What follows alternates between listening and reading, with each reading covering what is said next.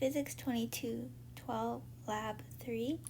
So for the introduction and context, the purpose of this lab was to measure the distance dependence of magnetic field due to small bar magnet and compare measurements to the distance dependence predicted by the equations for later on and off-axis magnetic fields from Biot-Savart law.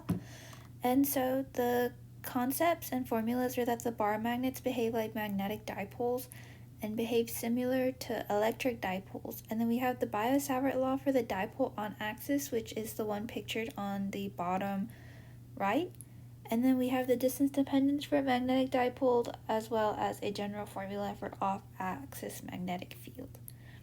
So the Lab 3 instructions breakdown was, so first we had to download an app on our phones, and then we put the smartphone flat on the table and rotate it until the X component of the magnetometer reads as close as we can get it, and then we orient that based off the magnetic such that it's aligned east to west, and then we align this east to west to the meter stick, which is on axis with a bar magnet, and then we put the phone on perpendicular to that meter stick, and then we slide the phone slowly along the line perpendicular to that meter stick, and then when X is at a max and Y is at a min, we put a piece of tape across the width of the smartphone, and then we rotate and do it again until we get that bottom picture that you see there.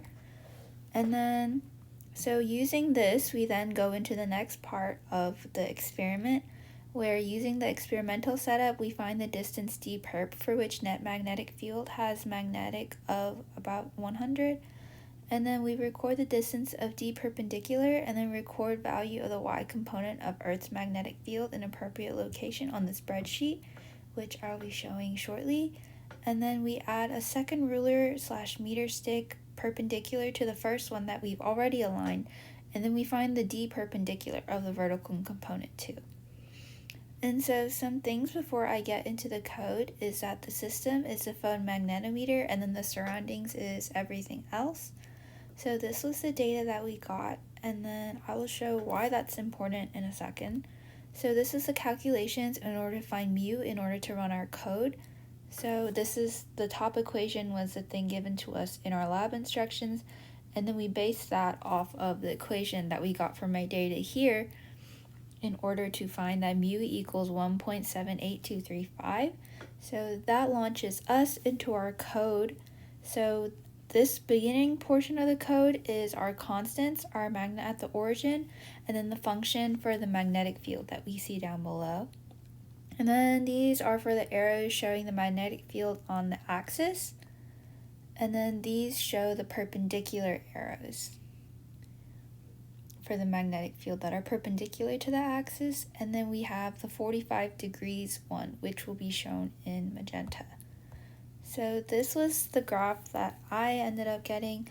While I only had B, perp 3, and 4 on here, all of them had the same magnitude, I guess, in X, Y, Z components.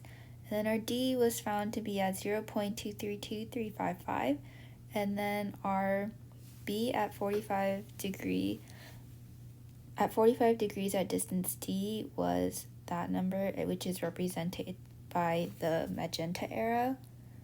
And then, so this is that from a different angle so that we can see things more clearly a little bit.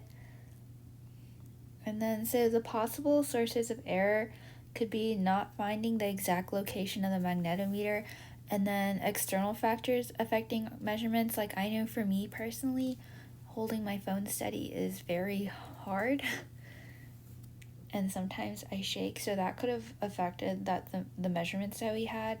And on top of that, just like measuring something based off of our phone may not be the most accurate source of measurement.